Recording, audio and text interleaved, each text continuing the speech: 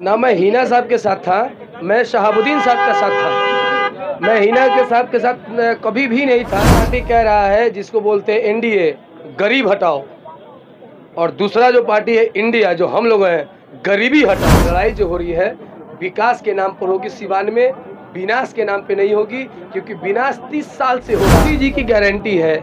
आप मानती हैं कि मैं नौकरी नहीं दूंगा। Vijay Lakshmi ji is not deserving for the Siwan Lok Sabha seat.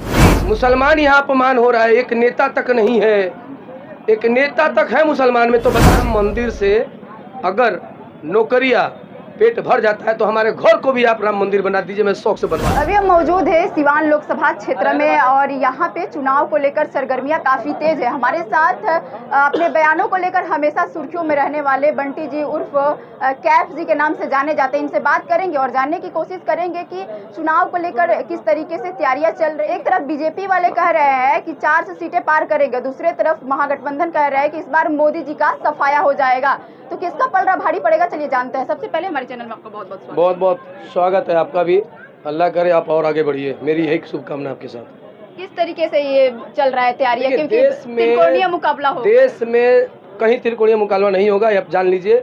पूरे बिहार में 2 ही जगह लड़ाई होगा। एक लड़ाई होगा, एक पार्टी कह रहा है जिसको बोलते हैं एनडीए, गरीब हटाओ, और दूसरा जो पार्टी है इंडिया, जो हम लोग हैं, गरीबी हटाओ। ये लड़ाई चल रही है।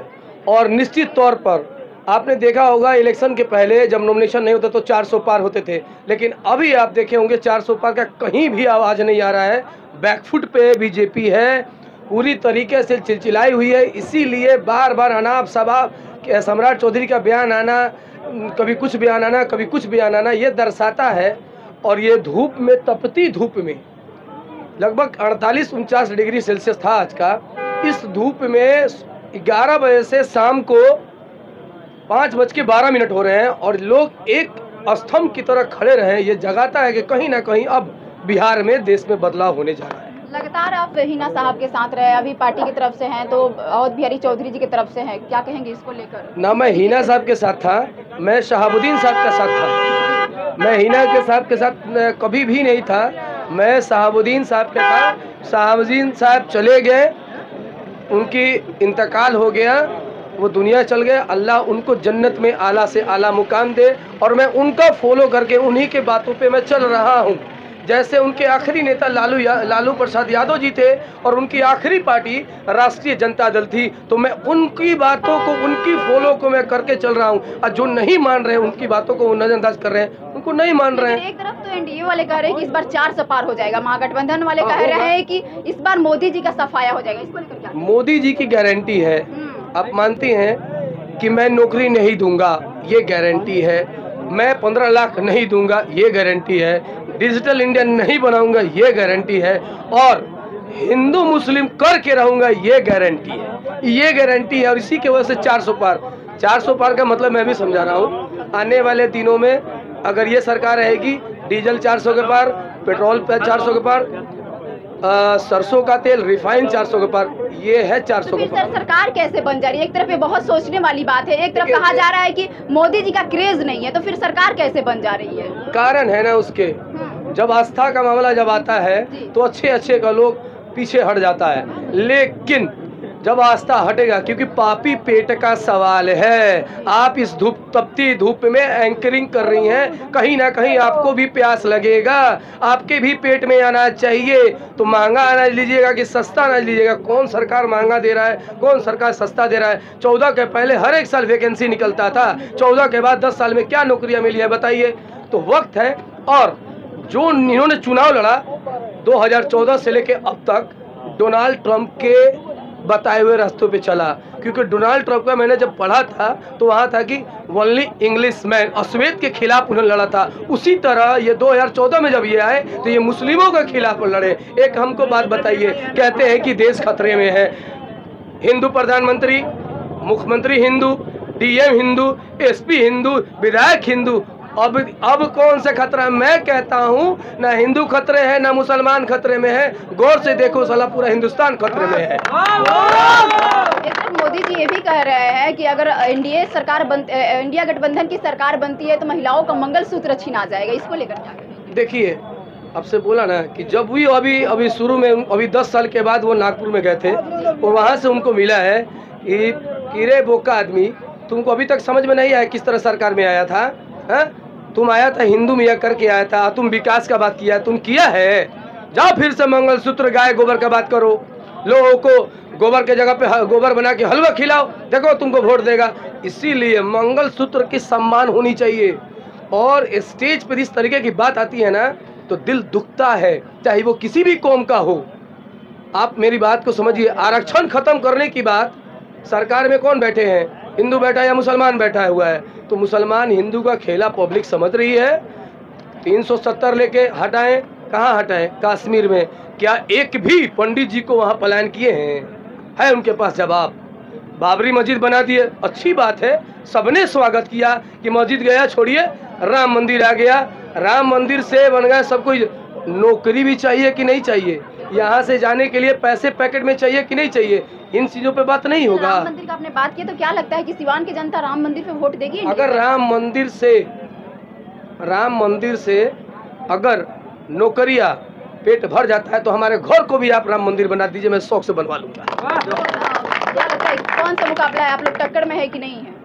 आप हम लोगों के लोग साथ जीत रहे हैं, आप टक्कर की बात कर रही हैं। सब लोग हम लोगों के पीछे पड़ा हुआ है।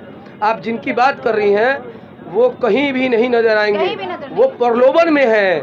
वो प्रलोभन है कौन है? जो 15 साल से उनको बेवकूफ़ बनाते आ रहा है। यहाँ मैं उनसे भी दरख्वास्त करूँगा, समय देखते हुए पार्टी के साथ जितने भी लोग टूटे फूटे लोग हैं। एक बयान एक जो वायरल हो रहा है, हिना साहब कह रही हैं कि राजद के लोग जरूर शहाबुद्दीन को अपना नेता मानते हैं, लेकिन उनकी पुण्यतिथि तक नहीं बनाते। इसको लेकर क्या? देखिए, मैं बोलूँगा तो कल शाम तक बोलता रह जाऊँगा इस बारे में। शहाबुद्दीन साहब की बात तो करबे मत कीजिए। मैंने बोला ना कि आखिरी नेता लालू प्रसाद यादव, आखिरी पार्टी राष्ट्रीय जनता दल। तो बात कौन नहीं मान रहा है? शहाबुद्दीन साहब के फॉलो कौन नहीं कर रहा है? ये तो बिहार की जनता समझ रही है। एक मिनट, वो सम्मान की बात बोली है, सम्मान की बात जाइए मत। सम्मान किस तरीके से मिलना चाहिए? 7 मरतबा से टिकट मिला, 4 जीते 3 हार गए। अब कौन सी सम्मान? पूरे सारण कमिश्नरी में टिकट देने का काम उन्हीं को दिया गया था। अब कौन सा सम्मान? भाई, मुसलमान यहाँ अपमान हो रहा है, एक नेता तक नहीं है। एक नेता तक है मुसलमान में तो बता दीजिए। हमारे यहाँ नेता ही नहीं है। और यही कारण है कि जो भी बाहुबली जो निर्दलीय गए हैं उनको अब उठा के देख लीजिएगा। ये ऐसे हैं कि उनको टिकट मिलेगा तो सुभान अल्लाह, और नहीं मिलेगा तो सबसे खराब दुनिया का पार्टी है। देखिए, ये मैं भविष्यवाणी नहीं कर सकता हूँ। जीत जरूरी है, ये जीत जरूरी है, क्योंकि हारने वाला का कोई वैल्यू नहीं है। और मैं एक खिलाड़ी हूँ और मैं रणजी ट्रॉफी का कैंप भी किया हूँ। सिवान डिस्ट्रिक्ट का 17-18 साल से कप्तान भी हूँ। तो मुझे मालूम है कि हारने का कुछ नहीं, हारने में सिर्फ आपको सिर्फ मजबूरी मिलेगी अगर जीतना है, और जीतने के बाद मजबूती में। इसीलिए मेरा नारा है कि मजबूर नहीं मजबूत बनो। सर, एक लास्ट सवाल, जैसे कि रमेश कुशवाहा जी की जो वाइफ है विजय लक्ष्मी कुशवाहा जी, उनसे एमपी का फुल फॉर्म पूछा गया था, वो नहीं बता पाई। और दूसरा लोग, एक तरफ लोग कह रहे हैं कि राबड़ी देवी तो नौवा फेल थी, वो भी मुख्यमंत्री बनी थी। तो इसको लेकर क्या कहेंगे? महिलाओं पे बात नहीं कहें, क्योंकि उनके चेहरे पर तो लड़ाई हो नहीं रही है। तो बेवकूफ़ है जो ये बोलते हैं कि मेंबर ऑफ पार्लियामेंट नहीं मालूम है। नहीं, मेंबर ऑफ पार्लियामेंट नहीं मालूम है। भाई, आपकी बीवी है, आप खड़ा किए हैं, क्या नहीं मालूम, क्या मालूम, ये तो आपको भी मालूम होना चाहिए था। आप बता के रखिए। तो होता है, समाज है, हाईटेक दुनिया चल रही है, थोड़ा ट्रोल चलेगा। लेकिन Vijay Lakshmi ji is not deserving for the Siwan Lok Sabha seat. ये मैं पूरी तरीके से, क्योंकि रमेश कुशवाहा का अभी केस फाइनल नहीं हुआ है। रमेश कुशवाहा जी का केस फाइनल नहीं हुआ है, अभी ट्रायल में है। कब क्या होगा वो तो कोर्ट का मामला है, ठीक है। और विजय लक्ष्मी जी एक मुख्य दर्शक की तरह, आनंद सिंह जी, देखिए आनंद सिंह जी जो एक पर्ता पार्टी होता है ना, पर्ता पार्टी, उनके ऐसे लोग जो होता है ना, वो कहीं भी आप देखिएगा लंबे समय तक नहीं रहा है। उनको किसी भी तरह से अपनी मजबूती चाहिए, चाहे समाज किधर भी जाए, जमात किधर भी जाए। उनको आप बताइए ना कि इसके पहले वो राष्ट्रीय जनता दल में थे तो गुंडे कहते थे, अपराधी कहते थे, माफिया कहते थे। लेकिन जैसे ही ये बीजेपी में आते हैं, मालूम नहीं कौन सा गंगा जल ये पीते हैं कि तुरंत ये एकदम समझ लीजिए कि दुनिया के सबसे अच्छे इंसान बन जाते हैं। लालू यादव से वो कोई मतलब ही नहीं है। किनको? आनंद सिंह। लालू जी की तुलना आनंद जी से किया जाए तो बेवकूफ़ी अलग। अच्छा आनंद सिंह छोड़िए, स्वर्ण जात पूरे बिहार में कितना है? सब बात एक ही बात नहीं है। स्वर्ण जात जिसमें आप बोल रही हैं कितने लोग हैं? बहुत कम। और ये लोग ना गरीब गुरजा ऐसे ऐसे लोगों को बेवकूफ़ बना के राज कर रहा है।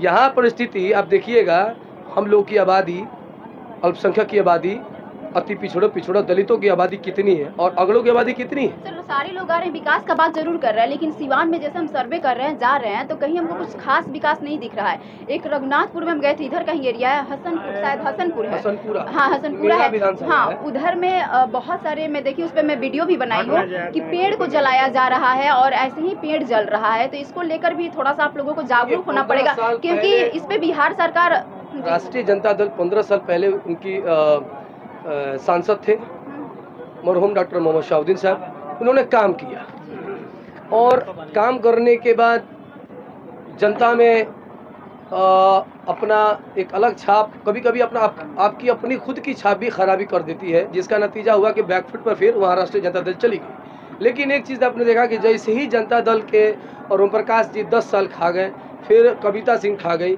तो लगातार प्रत्याशियों का चेंज होना ये तो दर्शाता है ना कि विकास नहीं हुआ है। इनके नाम पर जीत जाइए, इनके नाम पर जीजिए। इस बात को कि विकास नहीं हुआ? नहीं, 15 साल में तो विकास हुआ ही नहीं है। हमारा राजेंद्र स्टेडियम है, आप अभी जाके देखिए। अभी खेल मंत्री थे जितेंद्र राय जी, जब मैंने उनसे फ़ोन करके बड़ा रिक्वेस्ट करके उनके घर जाके तो 90 लाख रुपया सेंक्शन कराया राजेंद्र स्टेडियम में, तो लीपा पोती सेड उड लगा। और ये क्या बोलते हैं, इंडोर स्टेडियम तो पूरे तरीका से एकदम ख़त्म हो गया है। तो लड़ाई जो होगी ना, अब लड़ाई जो हो रही है विकास के नाम पर होगी सिवान में, विनाश के नाम पे नहीं होगी, क्योंकि विनाश 30 साल से हो रहा है। कोई ये नहीं है कि आप विकास कर दिए हैं तो सब कुछ। देखिए विकास सबसे ज़्यादा इम्पोर्टेंट आज के डेट में मैं नहीं मानता हूँ। पहले आप सुरक्षित हो जाएगा, अपने आप विकास हो जाएगा। तो 15 साल में विकास हुआ नहीं था, अभी 15 साल विकास हुआ, लेकिन लोग सुरक्षित महसूस नहीं हुए, जिसकी वजह से लोग डिसअपॉइंटेड हुए। बाहर का रास्ता दिखाए। मैं आपसे कहूँगा एक लास्ट में लफ्ज में कह के जा रहा हूँ, है होगा ना डर होगा ना भय होगा, ना डर होगा ना भय होगा, और बिहारी चौधरी जी का जितना तय होगा। इस पूरी वीडियो को लेकर आप क्या सोच के अनुसार सिवान का संसद कौन होना चाहिए, हमें कमेंट बॉक्स में जरूर बताइएगा। इसी तरीके की तमाम खबरों के लिए जुड़े रहे हमारे चैनल के साथ। बहुत बहुत धन्यवाद।